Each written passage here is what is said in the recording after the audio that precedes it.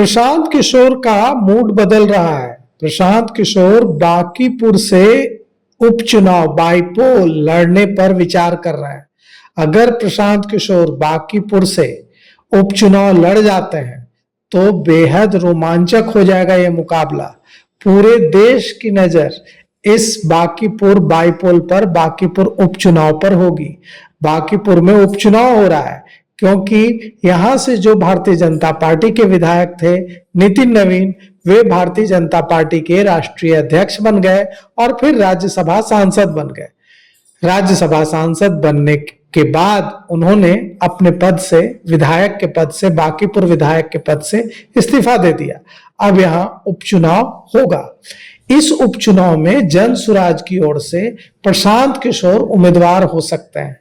पहले जो खबर आ रही थी उसके मुताबिक प्रशांत किशोर यहां से चुनाव लड़ने के मूड में नहीं थे। पार्टी भी इस मूड में नहीं थी कि प्रशांत किशोर बांकीपुर से चुनाव लड़े।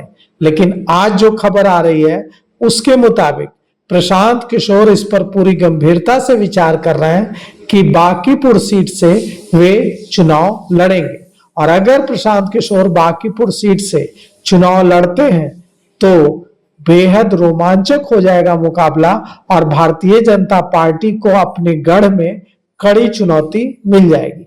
भारतीय जनता पार्टी का बांकीपुर ऐसा अभेद किला रहा है जिसे तोड़ना, जिसे भेदना किसी भी विपक्षी पार्टी के लिए मुश्किल ही नहीं, नामुमकिन रहा है। नितिन नवीन से पहले उनके पिता और बाद में नितिन नवीन लगातार यहां से चुनाव जीतते रहे।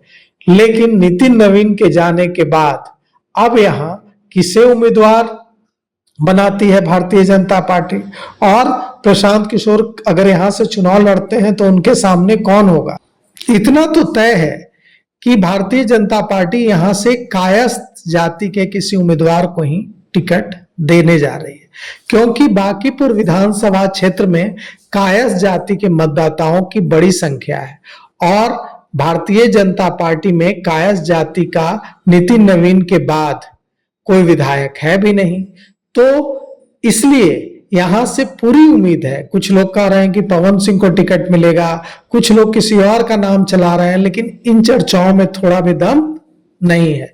भारतीय जनता पार्टी यहां से किसी कायस्थ चेहरे को ही उतारेगी, इसमें कोई दो राय नहीं है।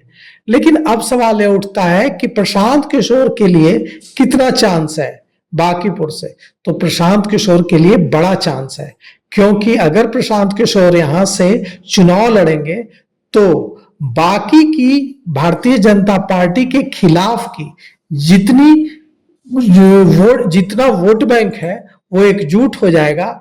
वहां ऐसा नहीं है कि सिर्फ कायस्थ जाति के मतदाता हैं, वहां भूमियार भी हैं, वहां ब्राह्मण भी हैं, वहां राजपूत भी हैं, वहां दलित भी हैं, वहां मुसलमान भी हैं। अगर सब एकजुट हो जाते हैं, भारतीय जनता पार्टी विरोधी जितना वोट बैंक है वो सब एक साथ आकर प्रशांत किशोर के साथ खड़ा हो जाता है और प्रशांत किशोर को कायस्थों का भी वोट मिल जाता है। प्रशांत किशोर की जो अपनी लोकप्रियता है, अपने नाम का एक जो करिश्मा है, उसकी वजह से अगर प्रशांत किशोर भारतीय जनता पार्टी के वोट बैंक में भी सेंधमारी करने में सफल होते हैं तो प्रशांत किशोर, जन सुराज के मुखिया प्रशांत किशोर, विधायक प्रशांत किशोर बन सकते हैं और विधानसभा में जन सुराज की एंट्री हो सकती है।